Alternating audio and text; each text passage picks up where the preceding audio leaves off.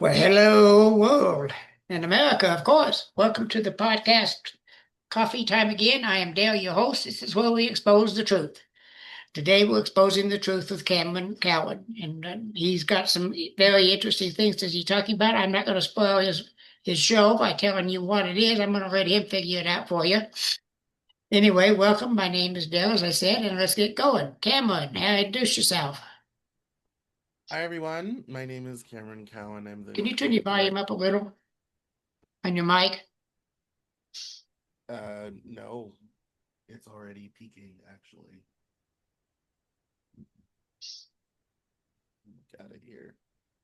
Uh, yeah, no, yeah, quite high. Oh, there we are. Already. That's perfect. Um, Sorry about the interruption, folks. um, Yeah. yeah. I don't even know where I was now. Start over. That's where we was. Yes. I'm so sorry. What were we? All right. I very lost. I'm so sorry. Very lost. We were introducing ourselves. I'm so sorry. Yeah, all right. Uh, yes. So my name is Cameron Cowan. I'm creative director of the Cameron Journal. I'm also the director of publications and anthologies at Suit Media. And I guess we're going to talk a little bit about everything today, Yep. um, from current events to maybe books and writing, and we'll just see where it goes. That's the way I usually like to see him go. I don't try to script him in any way. I like him open and free to talk about what we need to talk about. But you mentioned Yeah. books. Do you have one ready? Or are you writing one? Uh, well, I have out some that have been out for some time, and I have a new one coming. So my first novel, Cast Iron, and my short story collection, An Unfinished Coloring Book. Unfortunately, I decided to release my books in probably the worst time to release books ever. And I released my novel in January of 2020, and I released my short story collection in March of 2020. Yeah. So, as far as dates to launch books, I picked the worst year to launch books in, kind of living memory, except for maybe 2001 around September. Yeah. Um, so those are out. Those are out now. My first book, What the Hell is Going On, is no longer in print, but there is a new collection of all the essays inside of it at CameronJournal.com. And Okay. then my new book that's in production as we speak is called America's Lost Generation. Ooh. And it is talking about millennials, particularly people my age, born between 86 and 91, who came of age during the financial crisis, looking at us through the lens of our Japanese cousins and what happened in Japan after the 1991 real estate crash and the following Asian financial crisis in 1997. So I look at kind of that period and what happened to those people, and I look at us, and surprise, surprise, it's not good, like No. sort of thing.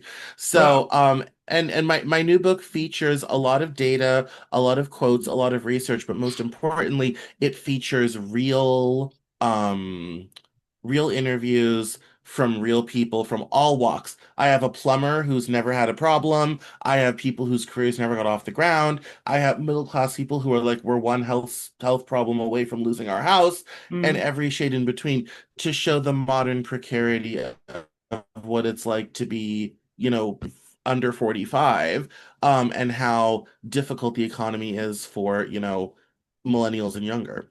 mm. I can see what you're talking about. When you get this book published, can you contact me and we'll get you back on? Yeah, it will probably be out in late summer. We're in layout right now, cover's already done, all this type of Okay. thing. So yeah, we'll be in layout late summer, but it's been a long time coming. It actually kind of took so long. When I started writing it, I then went to grad school to get my MFA, and Mhm. that delayed it by 2 years. So I ended up putting in a lot of stuff about Gen Z Yeah. into it kind of as time went on because it took me so long to write. But yeah, it's an interesting it's a very interesting dynamic. And also we get a little bit international. We get into kind of how it's affected Europeans and Canadians and all this type of thing. We get Okay. into real estate, dating, just all these different topics of just like why, it sucks to be a young person right now. So Yeah. Well, I tell you what, I didn't know bullet jelly to be an old man either.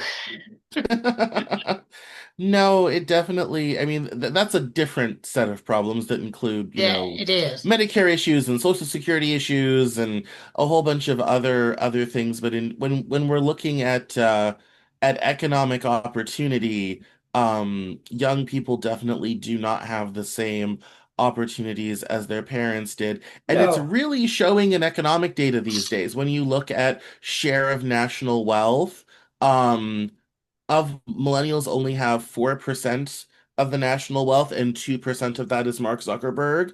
Hmm. Just Mark Zuckerberg. Yeah. So even, and one of the things I found in the course of the research is I basically found there were three groups. There was group A of millennials who were kind of fine with everything. There was group B of those who struggled and were kind of surviving.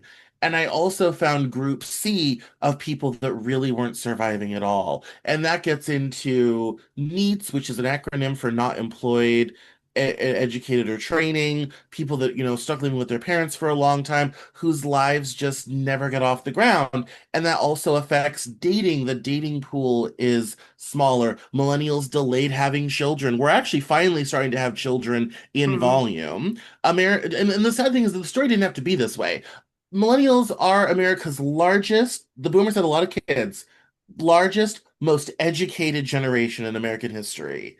If we'd played our cards differently, millennials could have done immeasurable progress and success for this country. Unfortunately, because of a lot of structural changes made starting with Ronald Reagan and in the decades afterwards, that opportunity was just not available. And Yeah. so when you have people that took too long to get careers off the ground, delayed having children, which means they'll have fewer children, are unable to buy a house or delayed buying a house and all this sort of thing, you end up with, this situation where the Gen Z kids don't like millennials. The boomers think we're lazy. Gen Z thinks we're cringe. No one likes us. But the reality is, especially now that we're getting into middle age, we are the people who are in middle getting into upper management now. We are the people who are buying houses, buying cars, having children. We're on the PTA, we're on the, we're doing all the stuff. We're the ones keeping society going, despite the fact that our parents think we're just a bunch of lazy layabouts and our Gen Z cousins think we're just ew, gross, disgusting sort of thing. And so it's been an interesting, journey to watch all the ways in which things just didn't work out for people and to look at all the structural reasons why that was the case and to just know it didn't have to be this way. No, it We did. could have made different decisions. Um, and I'll admit, I wrote this book out of kind of my own selfishness of how my own career had never gotten off the ground. Yeah. My own situation was very difficult, and I didn't realize how common it was until I started engaging in online communities. And I had studied capitalism in my first book. And I'd written two essays about that and all this type of thing. And kind of as an outgrowth of that, I wanted to focus on, you know, very selfishly, it's like, I'm young, I'm smart, I'm educated. Why can't I get a job? And Hmm. that was why I got involved in Occupy. That's why a lot of people got involved in Occupy. That was, the start of my leaving the Republican Party, becoming more liberal. And this book is kind of really the culmination of a lot of the stuff that I'd read and researched and talked about as the years have gone by. And I have to say, of the other book that is similar to mine, although it's more data driven, less narrative driven. I'm a storyteller, so I write narratively. Um, it's a quite sad tale. Like it's to some degree, it's kind of already over for us. Like it will never get any better for us. When you graduate into the deepest recession since the Great Depression, you are basically permanently locked into an economic underclass. That's what happened in Japan. It's such a problem in Japan. The government is trying to solve a pension crisis because all these people have not contributed to pensions and all this sort of thing. Um, and so, they're trying you end up with this kind of really kind of economic drag all the way through that just never goes away. And it was a quite sad thing as well. And the other sad reality is, and we're kind of already seeing the starting shades of it when it comes to the really tough things like reducing defense spending, entitlement reform, all this type of thing. It's very obvious that our parents are not willing to do any of that stuff. We're going to have to do it. And I think what's even kind of more sad is we're going to have to screw ourselves out of entitlements that we've been paying into in order to save them. Which is a quite sad thing all on its own. This is why I say it's not going to get any better, like on the economic side. It's going to get measurably worse. And Yeah, so, how are you going to screw yeah. yourself out of entitlements to make them better? Well, I mean, here's the reality. When you start talking about Medicare, Medicaid, Social Security, the reality is you're going to have a reduction in benefits in the coming decades. That's just going to happen. I think you can solve healthcare by combining like the VA system, Medicare, Medicaid, which is just a block grant program to the states. If you combine all those together into a sort of, gov health, patriot healthcare, as I like to call it, sort of thing. Universal healthcare would solve the healthcare side of the entitlement sort of thing. Social Security you can't really solve because people live too long. When Social Security was created, 65 people, the average Social Security check went out for a year and a half. People died faster. We now regularly live into our 70s and 80s, which means people are spending 20 years not working. So Mhm. the reality is if we're going to have Social Security as a portion of people's retirement or as a floor so seniors don't go back to living in slums eating dog food, which is how it used to be before Social Security, the reality is we're going to have to cut back on benefits. The reality is that that's what's going to happen. Even if you raise the income cap, because if you could make more than $125,000, you don't pay Social Security tax anymore. Even if you raise that cap, you're still going to have a problem of sending out $1,000, $2,000, $3,000, accounting for inflation 30 years from now, Yeah. to people every month of their lives for the next 20 years. That's not sustainable. That's not really what the program was created for. That's also one of the reasons the program is running out of money. Congress also looted the Social Security in the 90s to balance the budget when there was a huge surplus, which has also caused the problem. But the reality is all of these problems they're all starting to come home to roost. And we've kicked the can down the road for decades. Well, there's no more road. We're running out of road to kick the can down on. And when I was reading this book called Theft of a Decade in preparation to do America's Lost Generation, and the numbers are not great.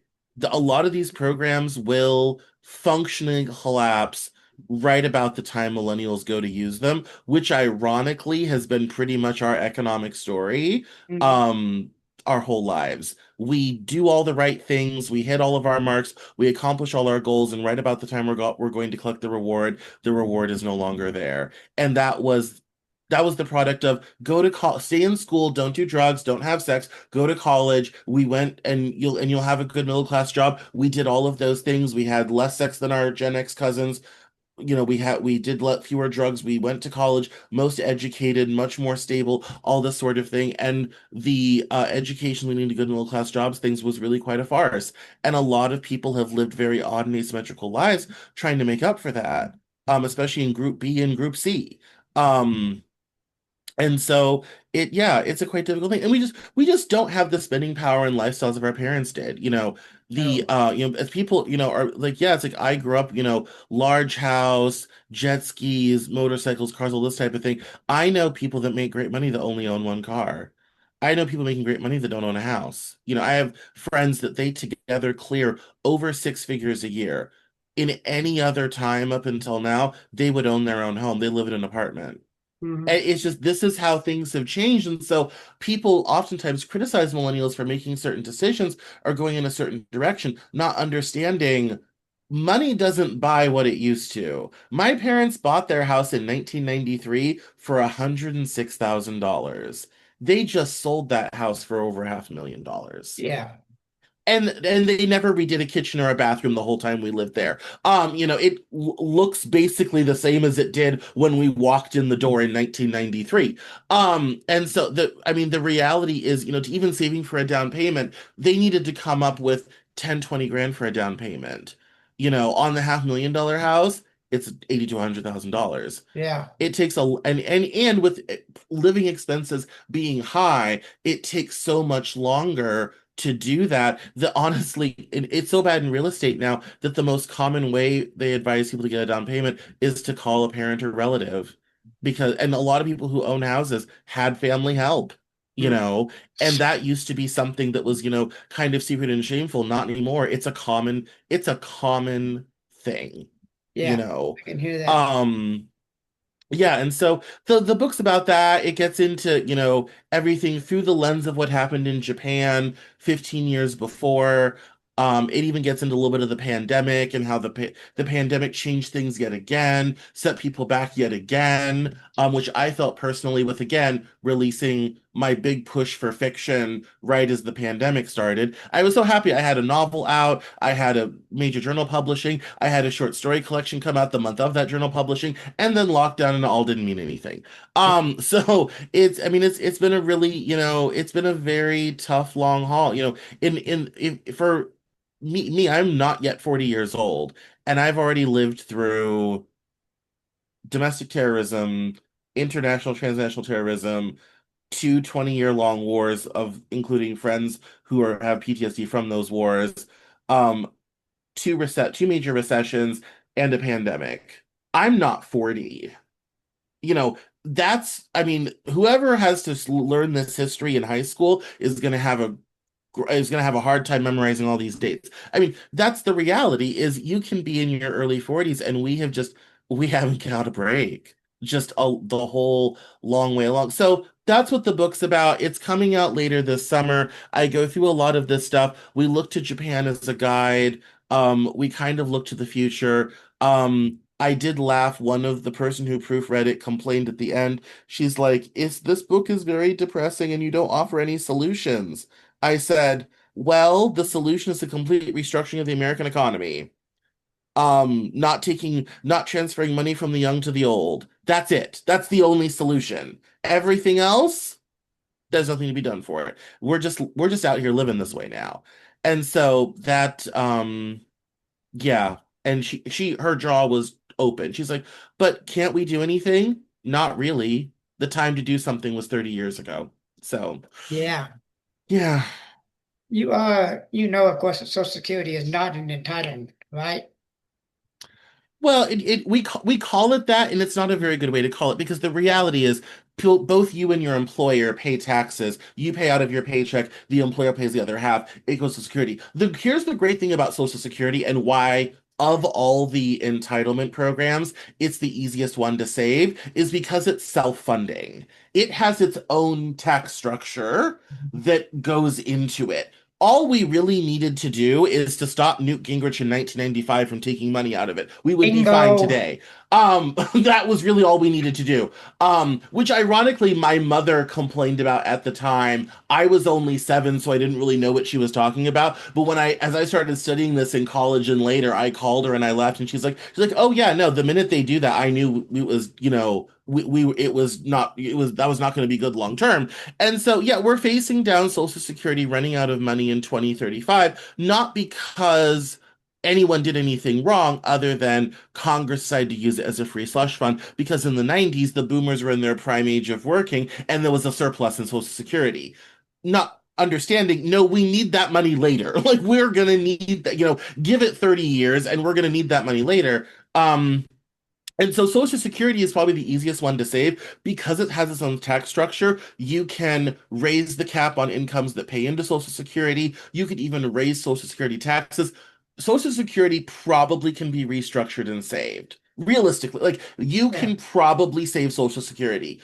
When we start talking about Medicare, Medicaid, the situation becomes a lot more difficult because that money comes from the general fund from Congress. It is a mandatory appropriation sort of thing, but there is no underlying tax that supports those programs. That's why I say, really, to Bernie Sanders' point, all of that needs to be rolled into a universal healthcare program that we pay a tax of out of our paychecks, because then it would be a self-funding program like Social Security, Mm. and that it would actually save you money. People already pay for healthcare out of their paychecks in premiums. They have out-of-pocket expenses and deductibles. We're already paying this money. Yeah. Rather than paying it to insurance companies for their profit margins of shareholders, we could put it into a big giant pot, which I like to call Patriot Care, because it would get more Republicans to vote for it, Patriot Care. And if we put all that money together, we would end up with a much better health system. That We is what. spend per capita more than any other developed country for no universal health care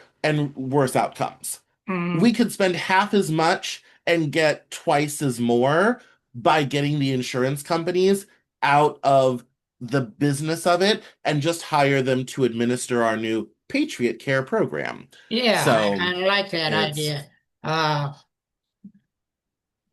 And you can even have, an uh, income-based fee structure for certain services like doctor's visits and mm, pharmaceuticals, which many state Medicaid programs have. When I was young and very poor, I was on Medicaid in Colorado, and yeah, different prescriptions had a different fee structure between like $1 and $5. So yeah. I actually on the Cameron Journal have a post called "My Plan for Universal Healthcare," and it involves an income-based fee structure for doctor's visits and pharmaceuticals that would raise about a quarter of the revenue you need to make it work. Mm, So there's competent ways to pay for it. I sometimes get very frustrated with my colleagues on the progressive left because they're not talking about the practical ideas of, okay, you want to do this? How much money is available? How are we actually going to pay for it? All this type of thing. And I think it's a mistake to not be very honest with people, to be like, look, you're paying this much per year. If you pay half of that to the government, you get everything you have now and you're actually money ahead. Will actually save money by doing it. And I think the reality for we millennials is we're going to have that conversation very importantly over the next decade, because Medicare and Medicaid are getting too expensive to pay for. The three biggest line items in the federal government are, in this order, defense, Medicare, Medicaid, and Social Security. Now, Social Security doesn't count because it's self-funding and has its own tax. So that we'll take that one away. So we're left with defense and healthcare. Getting and nobody really wants to reduce defense spending when China's on the rise. We have a war with Ukraine and Russia. We have Israel, Palestine. So really, it's got to come out of healthcare. And the reality is, we've got to reduce expenses there and reform those programs. In the 2030s, right now we get to still kind of play around with these ideas, and the Trump administration is trying to do something. In the 2030s, about the time millennials really start to take political power in this country, yeah. we won't have a choice. We're going to have to fix these programs because we just simply won't be able to Oh, afford them. how does your plan universal health? How does it prevent what's happening in Canada and England on this? Because I got a friend in Canada that's Yeah, sick and is fighting her system, and it's yeah. sickening what she's going through to get. No, I'm very familiar with Canada's system. I have a business partner in Canada. I'm Yeah. very familiar with the NHS in Britain because I have dear friends in Britain. Mm-hmm. Um, a lot of the difficulties, we'll talk about Canada first. Canada's system is a bit difficult because it is very small. Canada's a very large country and it's very rural. So here's kind of one of the fun things about Canada. They have only about 40 million people. Their country's bigger than ours, but with a quarter of the population. We have 330 million, they have 40 million. And most of the country lives literally in Toronto and Montreal. Like that's where most of the country lives, sort of thing. So if you live in these areas, you have fewer wait lists because there's more services. When you get farther out into more rural areas like Newfoundland, Prince Edward Island, the Maritimes, or on the West Coast in Alberta, Saskatchewan, services get very limited. Their new policy about recommending assisted suicide to people that I don't think necessarily need to die, I think is a policy decision purely out of finances and saving money. We could just choose not to do that. I think in Canada they're choosing to do it because there is an agenda by certain people in the healthcare administration to make that available and encourage people to do it because they do not want to actually solve the underlying issues that these people have.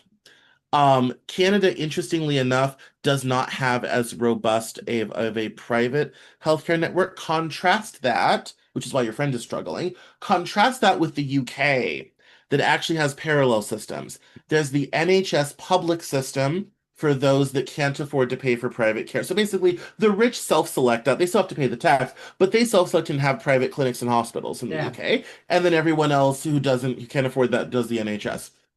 And so I think in our country, we would probably end up with some similar system where we have a small private system kind of for the wealthy, and everyone else is on Cameron's new Patriot Care plan. And so I think it's a matter of policy decisions. I don't think in this country you'd get very far with a doctor-assisted suicide thing or anything like that, because that's just not, I don't think we would necessarily pursue that as a policy. But I also think when it comes to wait times, wait lists, times for operations, which is a problem in the UK, in Canada, in Australia. Years ago, I lost a very dear friend who was waiting for an operation and died waiting for the operation. Solving wait lists and wait times is really some things that plague our healthcare system now. Making sure that you're recruiting lots of doctors and nurses, making sure that they're paid and compensated well, making sure their mental health is kept well, making sure that we have clinics and hospitals, in lots of parts of the community. I had this conversation with my mom, who's almost 70, and they closed the small hospital near where they used to live. And uh, and I said, and she's like, "Oh, are they close to the Anthony North?" And I'm really sad about that because now it would be so long to get to a hospital. And I said, "Here's the thing, Mom, you've been opposing universal health care. If we had a universal system, they couldn't just close your hospital. We could call your state house rep in Denver and complain. We could talk to the county and complain. We could use democracy to keep your hospital open so you would feel more comfortable about not having to drive all the way into the city to get to a decent hospital."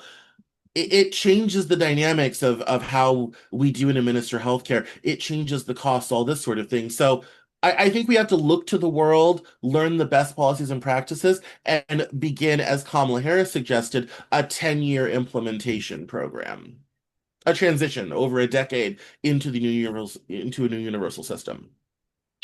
Oh, I didn't hear that about her wanting a 10-year transition form.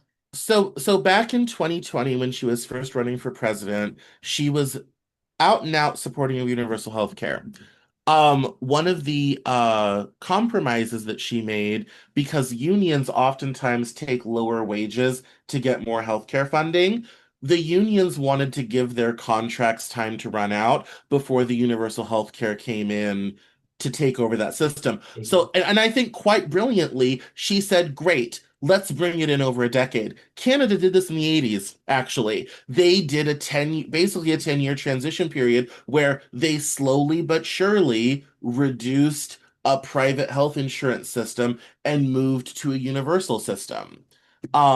That and they and it was and it gives union contracts time to run out. It gives businesses time to plan, all this sort of thing. And there's also other ways to do it. Britain went with a "we're going to make healthcare workers government employees" model. Denmark does not. They have a government-funded insurance model, and it's essentially government-funded private market. That's where Obamacare got that idea Yeah. in 2009, 2010. We could also implement something similar by expanding Medicaid a lot more, by expanding Medicare. That's why Bernie Sanders has asked for, Medicare for all sort of thing. Well, we could do a similar system where you pick your health insurance company, which would basically be your health delivery model sort of thing, and go from there. The rest of the world has had decades to figure this out. We don't need to reinvent the wheel. We can go to the rest of the world and pick the best of the best, Mhm. and then begin an implementation progress over some years. Oh, I see. So that does sound don't make a lot of sense to me. Yeah, I mean, it's something. Here's the funny part I always find about these discussions. This is why I hate the messaging of the Democratic Party. When I sit down and have these conversations and I walk people through it, people have the moment you just had, where they're Yeah. kind of like, "Oh, yeah, that actually makes a lot of sense. I could see how that would work." no one in charge at the DNC ever is having these conversations. Like, no one's sitting down with people and be kind of like, okay, here's what it would look like. Here's how we actually accomplish this. That conversation is never being had. It just becomes this amorphous thing of universal health care, Medicare for all, that you just have to quote unquote believe in without understanding here's how things would change, or here's the possibilities of things we could do, or here's how we solve waitlist issues, which is really just a matter of bed space and people, you know, all of these things. No one's actively having that conversation to understand how we actually accomplish this. Yeah, But I think over the next 10 to 20 years, we're not going to have an option anymore. yeah. We're going to have to address it. We're I'm going to 70. have to do something about it Yeah, actively. I lived through a lot of that because I'm 75. Right. So, all of that. However, I didn't do a very good job of raising myself because I raised myself. I left home at 14 Yeah. and raised myself from then on, I and mean, do a very good that's a job. lot.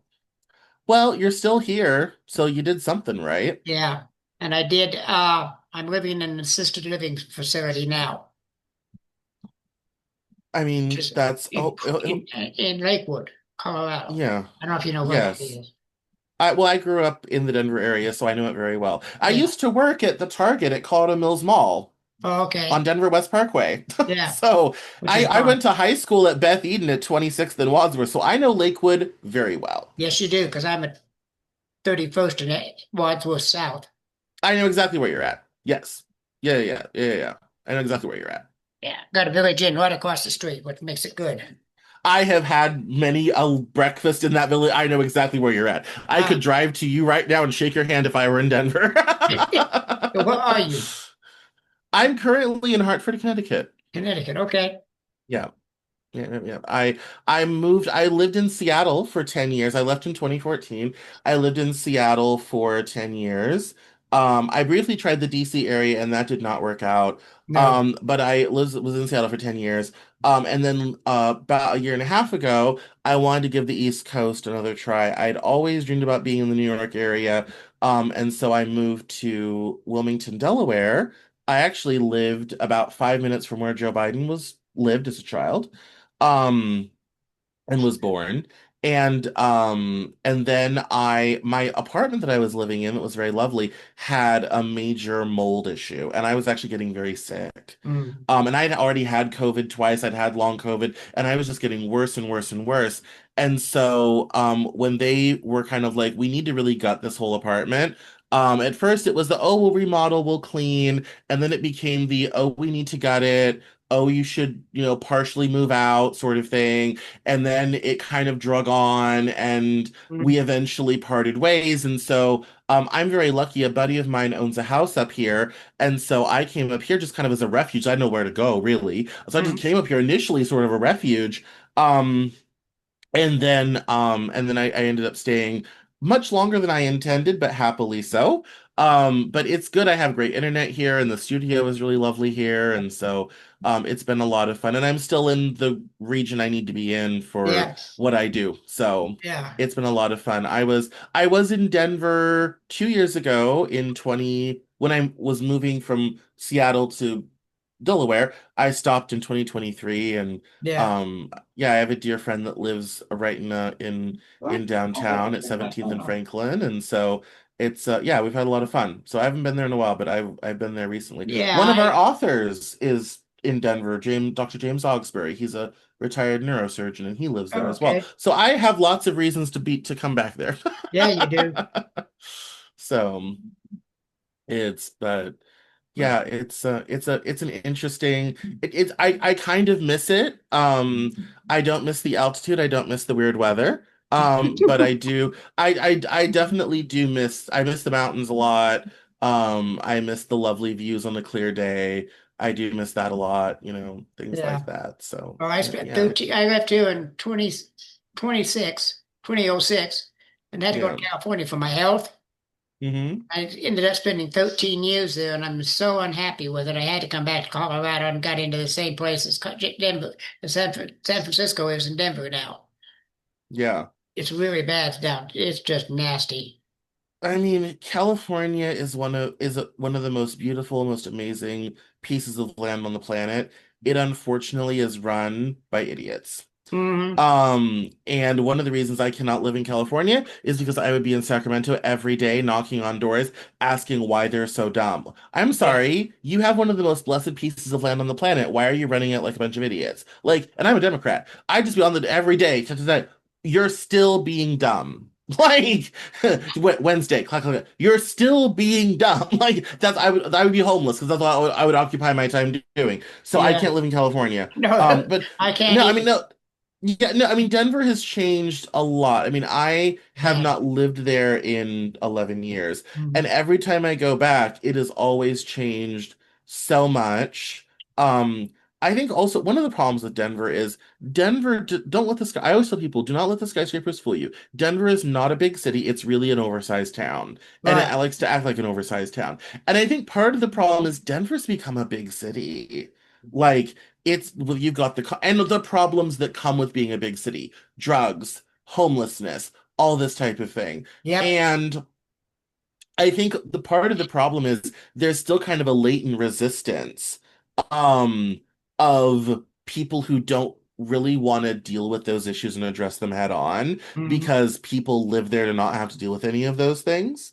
And so I think that makes it um difficult to get a lot of movement on any of this stuff because nobody really wants to deal with this shit, and that makes it hard when you Yeah. get people with that attitude. That makes it very hard to be able to solve anything or actually move the needle on any of these issues because no one really wants to address any of it, No, you they don't know. want to talk about it. They just want to keep going the way they were going. I know. I noticed that when Yeah, I came back in 2019, when I came back to yeah. Colorado, and I was born and raised in a small town up in the mountains here called Creed, and Oh yeah. that's where I want to be. Can't go up there. Yeah. I can't live up there. Right, yeah. I I have asthma issues, and one of the reasons I don't live in Colorado anymore is I can't really do that altitude. I can No. come visit briefly, couple Yeah. days, then I gotta go. Yeah. Sort of that's why I live on the East Coast, or why I lived on the West Coast. I stay on coasts now. I'm a Yeah. coastal Cameron. Um, Really. where it's low altitude and oxygen molecules are close together. And so yeah, I mean it's no, I mean people are very resistant to actually dealing with and solving the issues and problems, and that makes it hard. Whereas in big cities here on the East Coast or even on the West Coast, it's people we don't necessarily do everything we could do, but people aren't resistant to new solutions in the same way that Denver is. Yeah. So I've noticed that since I've been back. It's worse than it was when I left. yes, Yes, I've noticed yes, that quite a bit. I stay pretty much yeah. close to home because it's just not my way of living anymore out there. Yeah, it was really cool. So I went to high school at Beth Eden Christian School, as I mentioned. Yeah. And then I went to college in Greeley Yeah. and I went to college there for 2.5 years, and I went to grad school remotely to another institution, but I lived in Greeley because I wanted to stay with my friends, and I had a Mm. girlfriend at the time. So I stayed there for 4.5 years, and then I moved back down to Denver, and I did nightlife and all this type of thing. And it was a very different time and environment. We helped make the city cool. We brought in a lot of new people, new energies. When I was there, there was no literature. There's now a writing convention and writing group and people doing literature and engaging with words. That did not exist when I was there. Yeah. You now have, I'm very proud to say, my original fashion event that I created, Denver Fashion Week, is now one of the biggest fashion events in the country, Yeah. which is really cool. It's now run by 303 Magazine, and we love them over there. And all these things that just didn't exist for me when I was, there. And I'm proud to say I helped create some of that, which was really cool. Um, but every time I go back, I'm always shocked by new things have gone up, more has been built, and the vibe is very different. There's a lot of people from a lot of other, places now, and they've sometimes, brought Oh, different yeah. attitudes and ideas with them that don't really align with the Denver we all used to know and love. Yeah. And so it's yeah, and also I just think Denver it is now becoming, they call it the third coast. It's really become a real center point of things, and it's starting to, crawl its way up into the major American cities. Mhm. I just don't know that it's ready for prime time. It's I just not. don't feel like, yeah, It's that people are so just ready not. to be a big city. Yeah, it's just It's so not. not ready. No. A lot of work that has to be done, and we're not doing it because we're not. One of it is now. I'm not a Democrat. I'm not a Republican. Yes. Yeah. Okay, I belong to the the Constitution Party. I worked for them once. Yeah, and Yeah. I don't like the Republicans any more than I like the Democrats for the There are same plenty of reasons to not like either of for the same reasons. So I do have problems there because we're run by liberals, progressive, them. Yes. and that was the trouble in California. That's Gavin Newsom, who's out of office here pretty soon. Thank God. Yeah. No, I mean I mean there's a lot of, I think part of the problem is there is um at least in California, there's certain sort of attitudes and things that are a given that just holds the state back from growth. Like Yes. in California, CEQA been a complete developmental disaster. You Mhm. know, Prop 13, the way they do property taxes, is really great if you bought a house in about 1971. It's Yeah. a complete disaster if you're trying to buy one in 2025. Sort of thing. And I mean, when you're selling a bungalow that was built in 1948 for an aerospace worker that somehow in LA is now worth 1.5 million dollars, you just scratch your head and be kind of like, what have we done and gone wrong? And it's really sad because, in online spaces where I did my research for like America's Lost Generation, you'll talk to people and they'll be kind of like, yeah, I don't know what I'm gonna do. I can't afford housing. I really can't afford to live, even though I'm working, all this type of thing. And basically, there's the first question is, okay, where are you living?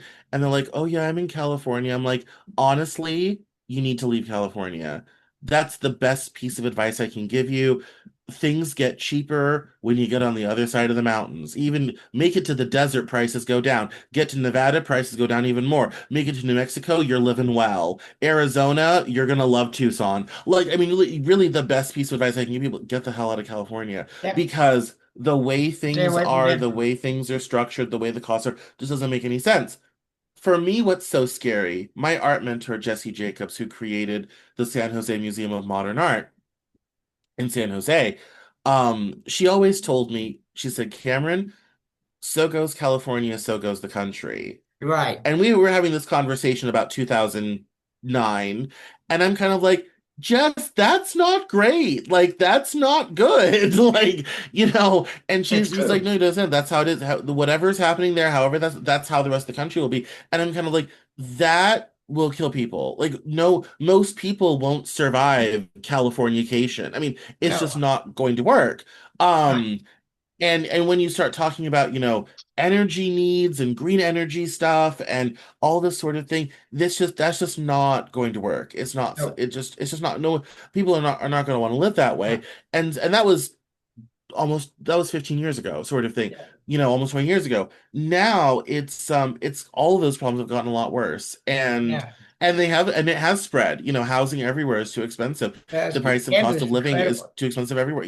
And the reality is if you are in the top 10% of earners, you're not really noticing it. But if you're everybody else or Mhm. a senior on fixed income or whatever have you, disaster. Well, you would be shocked if you knew how much I paid for it. And I have a studio apartment. I've got a screen behind me to keep it, to cut out the rest of the apartment because it's Right. just one single apartment. It's just a studio apartment. It's what it is. Yeah. No, And I'm not surprised at all. My grandfather was at a facility in Sterling, Colorado, and yeah, my mom was managing that, and the expense was absolutely it's unreal. incredible. So no, I would not be at all surprised at all. Absolutely. I mean, it makes it extremely hard, extremely difficult. And here's the unfortunate reality is for older people. if the state won't cover it all and you No, don't have family who can help, no. you end up homeless. Yeah, And I've had if you're it. not in great health, you can't last very long out there. Death. So the reality is these things all have consequences, and these policies do kill people. And Yes, that's something I try to remind myself of all the time, and I try to remind the readership at the Cameron Journal, whether I'm doing the news hour, which will air this evening at 7 o'clock, or in the weekly newsletter on Saturday or whatever have you. yeah. Always remind people this stuff has consequences, and people will die. hmm And you're absolutely correct. And like you said, leave California, but avoid Denver. Actually, avoid Colorado, Yes. period.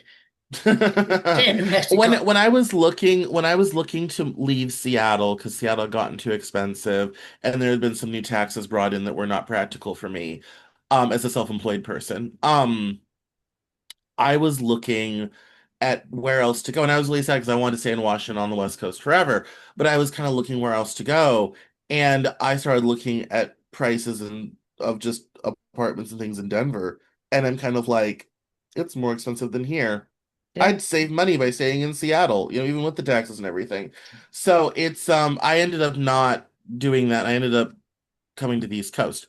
And so yeah, I mean it is a very difficult thing, and that's where, um building a lot more, having a wider variety of real estate and having it be much cheaper helps everyone. And also allowing people to have, ADUs to keep elderly relatives in their homes, or being able to quickly move parents into their, kids' homes in an accessory dwelling unit situation. Yeah. There are different ways to solve this. Unfortunately, a lot of it's locked up in a web of local regulations that are just a disaster. And deep, deep reform there is needed to just make housing available. And right now, the housing system works really great for those that own multiple properties, rent them out, or want to make money off selling them. It works great for that. It does not work well for housing people. Putting people That, in buildings. yes. I mean, the reality is people need to be in buildings, tangible structures. And Right. unfortunately, the current real estate system advantages the people who own those and can make money off of them Mm. rather than the humans that need to live in them. Right. And That's that's Denver. yes, That's and Denver. that's the fundamentally, broken part of the housing crisis. And it affects everyone young and old. It's why your studio apartment is too expensive. It's why half my friends can't buy houses. This system is only working for the top 10% Right. at most. Everyone else is disadvantaged. Right. Even now, millennials have a 52% home ownership rate, which is 20% lower than their parents, by the way. But even though now we're over half, there's still 48% of us that don't own a house, and most of us probably can't afford it. Right. And that is, and then when you talk about social mobility, economic mobility, building assets over time, all this type of thing, that's a complete disaster. But fundamentally, it leaves a lot of people in a very precarious situation. And economically speaking, when people are spending $4,000 on a mortgage, which is not uncommon in some places now, that's a lot of money going into the pockets of banks that's not going into the greater economy. You want to Right. know why Main Street's not surviving? You want to know why stores are closing? You want to know why malls aren't making it? Because all the money is going into ever fewer hands. And Right. so you just end up with this funneling of wealth to the top that has become so pernicious. Well, we're about out of time. I know we are. I've gone on for too long. No, you've done excellent. I'm really, really happy to have had you, Cameron.